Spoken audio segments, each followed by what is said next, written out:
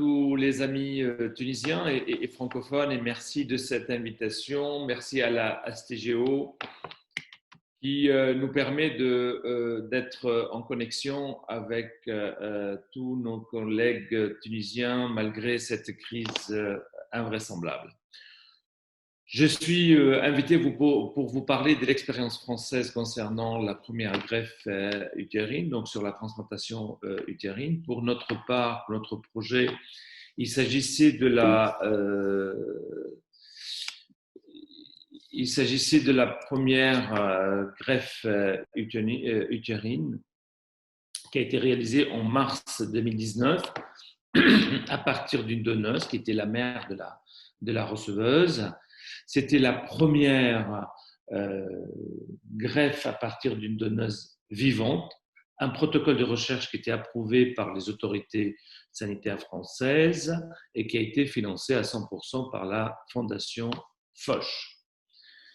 Ce projet de recherche concerne 10 patientes au total avec un protocole, je dirais, très, très strict et très modifié, et commencer par une large investigation de la patiente, de la donneuse et du partenaire. Vous voyez ici sur cette liste toutes les caractéristiques de la donneuse et de la receveuse. Nous avions plus d'une centaine de critères d'inclusion et d'exclusion.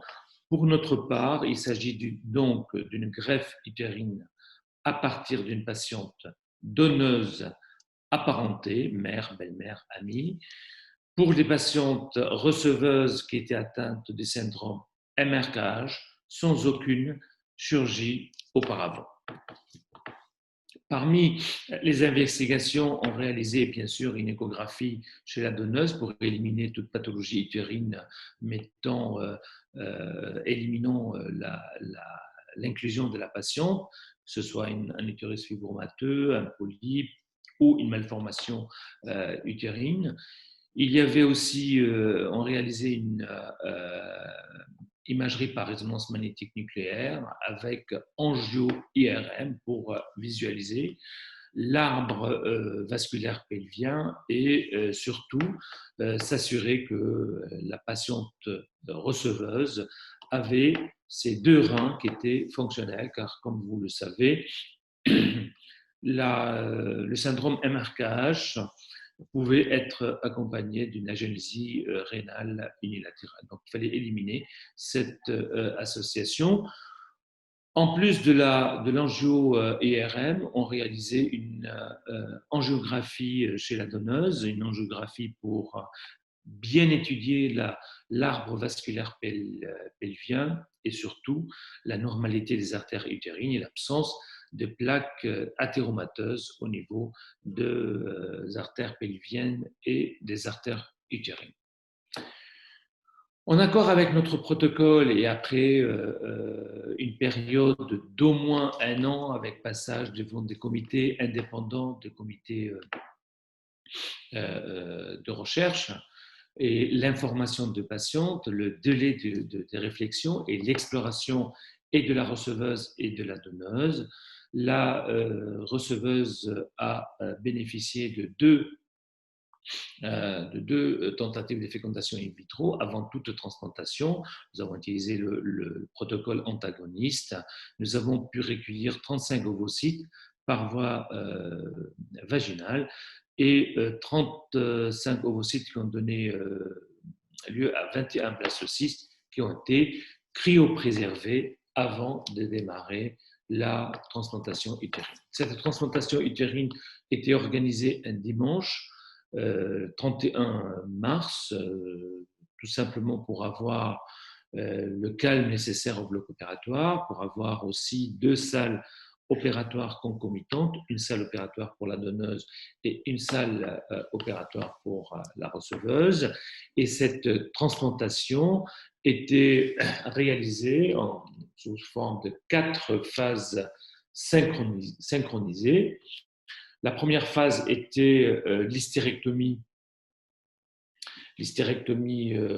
par chirurgie robotique chez la donneuse, Nous avons utilisé cette technique que nous avons développée depuis longue date. Comme vous savez, l'hystérectomie pour transplantation était calquée sur l'hystérectomie élargie. C'était exactement la même intervention que l'hystérectomie élargie, avec les décroisements des artères utérines et des uretères. Donc, nous avons réalisé toutes les phases de l'hystérectomie par chirurgie robotique et nous avons retiré l'utérus par laparotomie.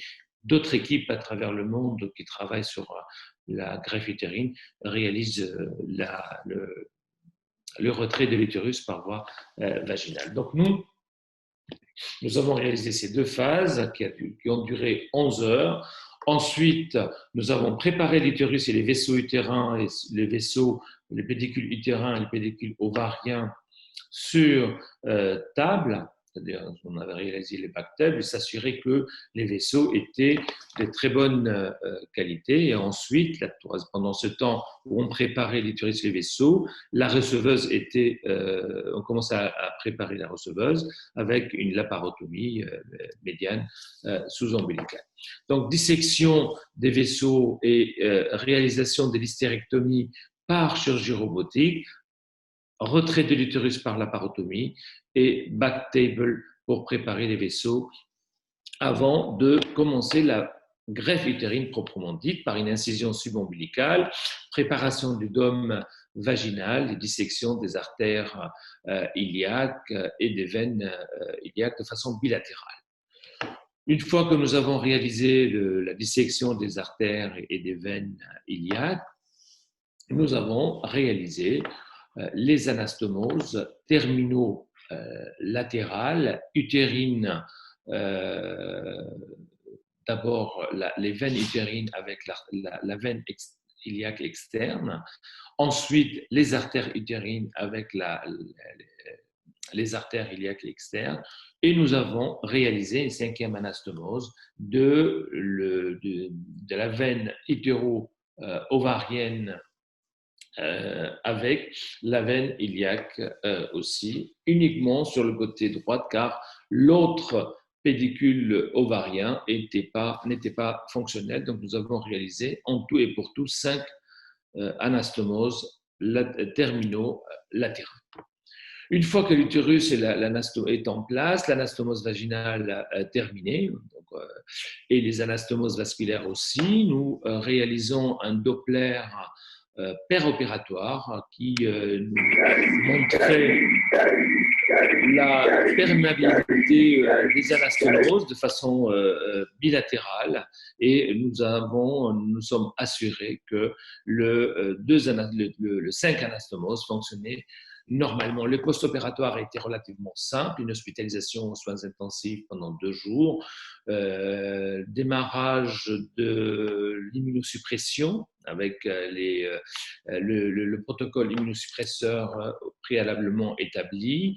La donneuse a eu une complication post-opératoire avec une plaie urétérale qui a été traitée par la mise en place d'une double J qui a été retirée 2 mois plus tard. La surveillance de la patiente, de la receveuse, a été régulière. L'utérus, au bout de 14 jours, commençait à avoir un endomètre fonctionnel, et bien, une vascularisation utérine qui était très visible sur le Doppler. Et bien sûr, on vérifiait tout le long durant l'hospitalisation le Doppler utérin bilatéral, et on mesurait l'endomètre qui commençait à pousser. Les premières menstruations sont survenues 25 jours après l'intervention. Depuis cette date, la patiente a eu ses règles régulièrement, d'où les 25 à 28 jours, et nous vérifions de façon mensuelle l'absence de rejet de la greffe par une biopsie cervicale, jusqu'à présent tout à fait normal. Le transfert d'embryon a été normalement prévu 1 an après la greffe. on s'assurait que la patiente tolérait parfaitement cette greffe et qu'il n'y avait pas de signe de rejet. Donc, on attendait 1 an. Il y a certaines équipes attendent 3 à 6 mois. Et nous avons été, bien sûr, ce transfert d'embryon a été retardé par la crise Covid qui nous a obligés à retarder le transfert d'embryon des blastocytes. Alors, voilà ce qui s'est passé au mois de mars dernier. Mais pour en arriver là, et j'ai trouvé que c'était intéressant à vous dire pourquoi nous nous sommes intéressés à la greffe utérine et pourquoi nous avons réalisé cette première greffe. Alors, comme vous le savez, la greffe, d'une manière générale, la transplantation est une longue histoire à Foch avec les premières greffes cardiaques, pulmonaires et les greffes rénales à partir d'un donneur vivant. Foch est le premier centre français et troisième européen pour la greffe pulmonaire. C'est le premier centre français pour les greffes rénales à partir d'un donneur vivant. Et parallèlement, nous avons un département de gynécologie obstétrique qui est assez important, avec un très grand centre de PMA, un centre de chirurgie cancérologique et un centre de chirurgie robotique. Et donc, nous avons une grande expérience en termes de chirurgie robotique, plus de 1500, 1400, 1500 procédures. Depuis 2009, nous avons d'ailleurs réalisé notre première hystérectomie élargie pour cancer du col par chirurgie robotique en 2010. Et c'est cette technique opératoire qui a été choisie pour réaliser la première greffe. Ce projet nous a intéressés déjà depuis 2007. Nous avons commencé par les démarches administratives. Je vous fais part rapidement ces démarches administratives qui sont très, très lourdes et difficiles en France. Nous avons pratiquement commencé à travailler avec l'équipe suédoise en 2007-2008. L'équipe suédoise a eu les autorisations pour réaliser ses premières greffes en 6 mois. Nous avons attendu 2018 pour avoir les derniers amendements et les autorisations nécessaires pour réaliser cette greffe. Pendant ce temps, nous n'avons pas attendu les bras croisés les autorisations.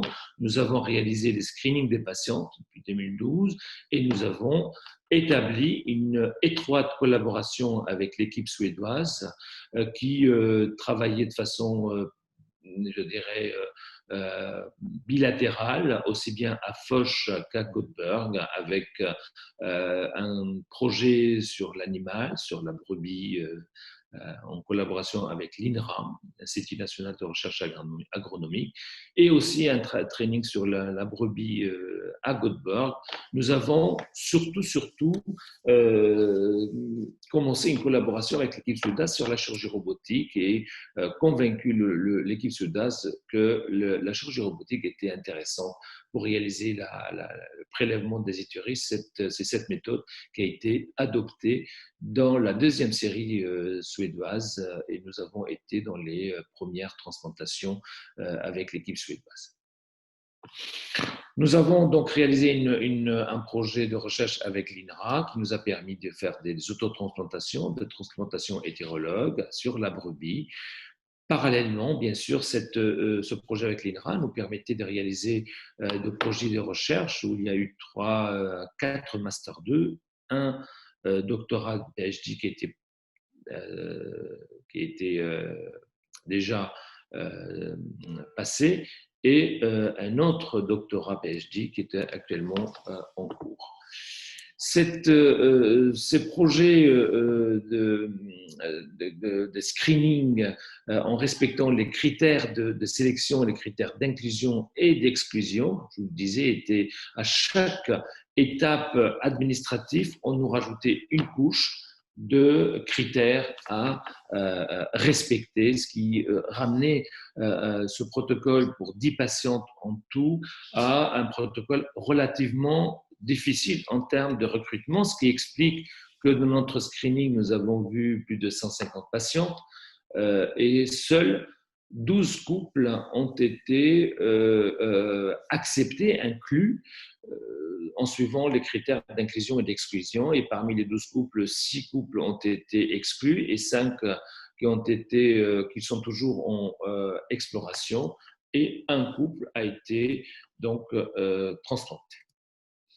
Parallèlement, ce projet avec l'INRA, donc c'était le training sur la brebis, qui était un projet très intéressant, très important pour nous, car ce projet avec l'INRA nous a permis de faire de training chirurgical, mais il n'y avait pas que le training chirurgical. La brebis est intéressante sur le plan de l'anatomie, car c'est une anatomie qui est assez proche,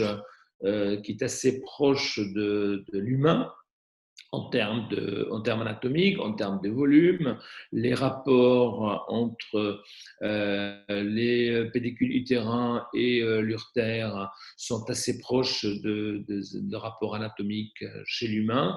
Donc cette expertise chirurgicale était très intéressante pour nous. D'ailleurs, elle continue depuis maintenant bientôt 10 ans. On continue à faire ces trainings animaux.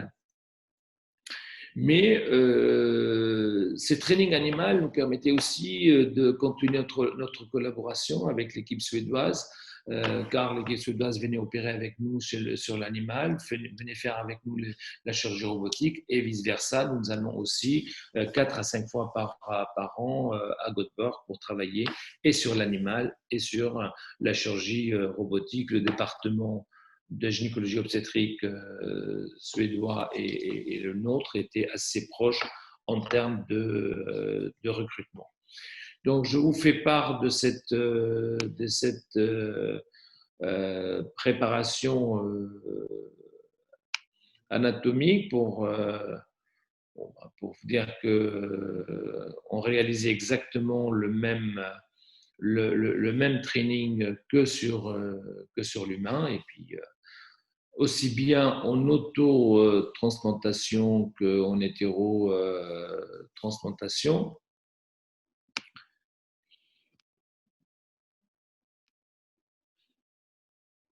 Et cette chirurgie expérimentale animale nous a permis d'aborder non seulement la partie chirurgicale, mais d'aborder les différentes thématiques de la biologie de la reproduction, de la médecine de la reproduction, aussi bien sur l'implantation, parce qu'on avait aussi des projets de recherche sur l'implantation. On avait aussi un sujet sur le marqueur de rejet de greffe. On avait essayé aussi d'améliorer la vie et la survie du greffon, qui était en ischémie froide, en utilisant des molécules qui amélioraient les transports d'oxygène et les trainings animaux. Cette collaboration avec l'INRA était très bénéfique, aussi bien sur le training animal que sur la partie recherche et la partie PhD et Master 2. La partie de chirurgie robotique, la partie de collaboration avec l'équipe suédoise, la partie avec l'INRA nous a permis de publier aussi sur le sujet, beaucoup publier. Plus d'une vingtaine de publications qui sont déjà parues, plus d'un quart, 5 à 6 publications avec l'équipe suédoise en commune, essentiellement sur l'apport de la chirurgie robotique en publication. D'autres articles sont déjà acceptés et d'autres en cours de préparation.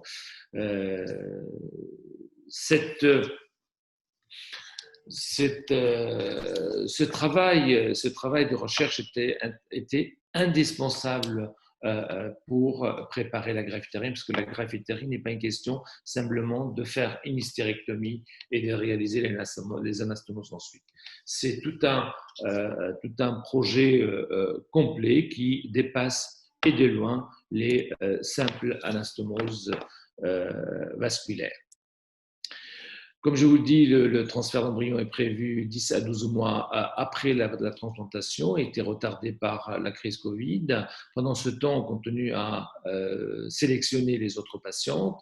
Nous avons poursuivi, malgré la crise Covid, la chirurgie expérimentale animale, et nous continuons notre expertise en termes de chirurgie robotique mini-invasive, et notre collaboration avec l'équipe suédoise continue aussi. Ce qui est important à dire, bon, bien sûr, c'est un exemple d'une collaboration bilatérale qui marche, qui est bénéfique pour les deux équipes et qui a été bénéfique pour les deux équipes. Nous avons apporté notre expertise en termes de chirurgie robotique à l'équipe suédoise. Ils nous ont apporté leur expertise en termes de chirurgie animale et leur expertise en transplantation utérine. Mais ce qui est important de dire que maintenant, il y a plus d'une vingtaine d'équipes à travers le monde qui travaillent sur la transplantation utérine. Et l'objectif de ces équipes, c'est l'amélioration de la technique. Nous avons passé de 20 heures de chirurgie à une dizaine d'heures actuellement pour les équipes qui travaillent sur cette chirurgie. Nous avons passé des anastomoses uniquement des veines utérines à l'utilisation des pédicules ovariennes qui ont l'air de bien marcher et vous pensez bien que c'est beaucoup plus facile à réaliser que la dissection des pédicules veineux péricervicales de la veine utérine. Et donc, c'est toutes les équipes à travers le monde qui travaillent sur cette transplantation utérine cherchent